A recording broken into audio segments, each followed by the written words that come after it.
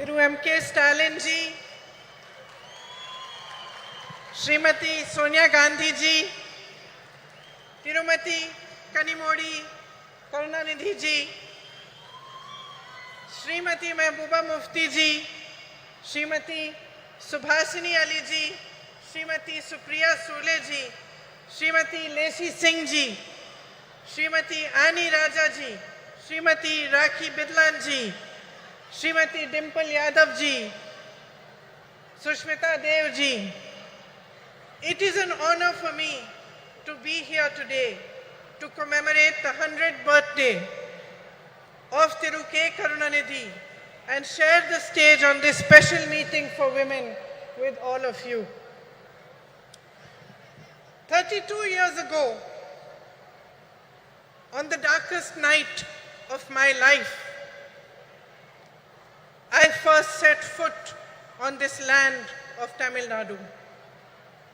I was here to collect my father's shattered body. I was 19 years old and my mother was just a few years younger than I am today. As the door of the plane opened, the night grabbed us and drew us in. But I was not afraid of it because the worst thing I could have imagined had already happened. A few hours earlier, my father had been killed.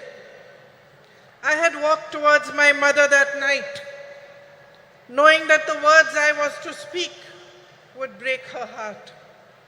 Yet I spoke them, and I watched as the light of happiness was extinguished from her eyes forever.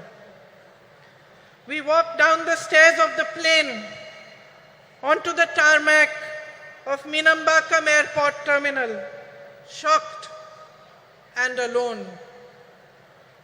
Then suddenly, as if sent by the embarrassed gods who had failed us, a crowd of women dressed in blue saris surrounded us. They were ladies who worked at the airport.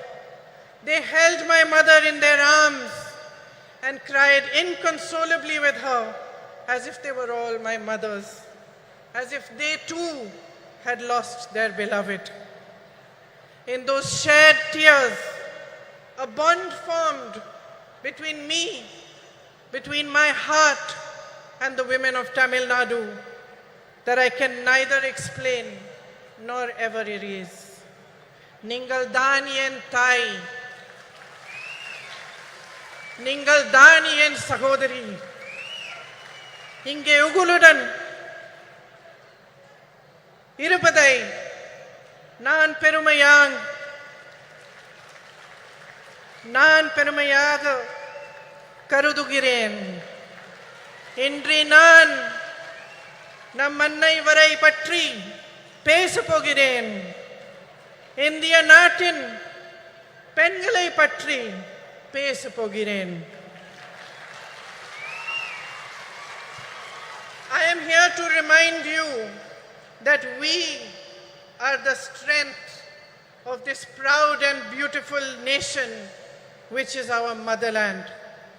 My sisters, no matter how rich we are or how poor we are, no matter whether we live in big cities, small towns or villages, no matter how well educated we are or how much lack of opportunity we have faced, we are the bedrock upon which our families and our societies are built brick by brick. We are the ones that carry the weight of our society on our shoulders. We do this with grace and courage. We do it with tenacity and strength of will. And our capacity to absorb pain and suffering is immense. We are proud of these qualities which have been passed on in our bones through generations and generations of oppression. But my sisters, I am here to remind you that we are more than this. We are greater than our ability to bear suffering. We are the ones that nurture and hold, that give to our children and to all those around us unfailingly. We are the ones who teach courage, the ones who teach love. It is us who understand forgiveness and us who know how to fight fearlessly in the face of adversity. We are the workforce powering our nation forward, and we are the millions of young women aspiring towards a better future. We know how to rise from the darkest night to claim a new dawn. We have a light within each one of us that is capable of shining brighter than the sun, but that light has never been allowed the freedom and joy to shine in its fullness. It was almost 100 years ago that Tandai Periyar asked, "Penien, Adimai Anal," why were women enslaved? Then he answered this question in a series of revolutionary essays in which he wrote about the economic and social enslavement of women. It was he who laid the foundation for the empowerment of women in Tamil Nadu, which Thiru Annadurai and Thiru Karunanidhi carried forward. My sisters, this empowered you, the women of Tamil Nadu, to show the way of emancipation and progress to the rest of India. Yet across our nation, beneath the surface of progress, we are still struggling with the harsh reality of an entrenched patriarchy that ensures the systemic oppression of women. In fact, almost a century after Tandai Periyar's essays were published, that same question looms large before us. Penien, Adimayai Irekiral. Why are women still enslaved?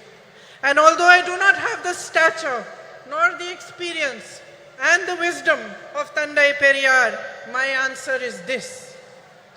I am a woman. We have been taught generation after generation after generation to cede our power to others. We have been taught to talk softly. We have been taught to step aside, to be ashamed of honoring our essence, to take care of everyone else before we show compassion towards ourselves. And unfortunately, my sisters, we have learned these lessons only too well.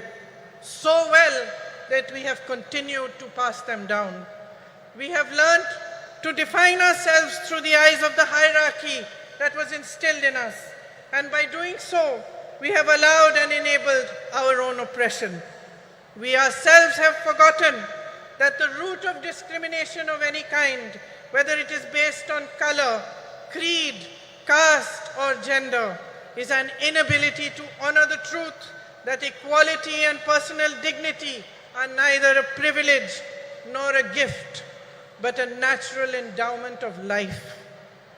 Today, there is much talk about empowerment, as every political party begins to realize that women can become a formidable collective force that shapes our nation's future. But they still look towards us with greed. Greed for votes and the greed to capture our power and use it to keep us down. On your behalf today, my sisters, I demand more. I demand that we own our power. On your behalf, I demand the immediate implementation of the Women's Reservation Bill. We, the women of India, have no more time to waste. It is our right to be counted in the political process. I demand that our worth is valued and respected as a political instrument for our own empowerment. I demand that we put an end to the glorification of our tolerance for injustices which are committed against us day after day after day. I demand the rejection of any system, societal, religious, or political, which thrives on our oppression and forces us to collude with it. Every woman holds the right to express and embody her own power, and she should be free to exercise it. You are the essence of humanity. Each one of you, standing exactly where you are today, have the power to change your lives, but only if you deeply understand the unbridled potential of your sisterhood. Only if you see in each other the great value of coming together, of helping and holding each other and rising in solidarity with one another. My sisters, nothing can hold back the power of women when we stand as one. We are half the population of this country, half, no less. It is for us to set the barriers of caste, religion, state, language, and society aside. It is for us to recognize ourselves first and foremost as sisters who can unify into an unstoppable momentum for change. Today, as we stand here to commemorate Thirukarunanidhi Ji, a leader who understood the power of women, let us awaken to a new dawn. Let us create our own destiny. Thank you. Jai Hind.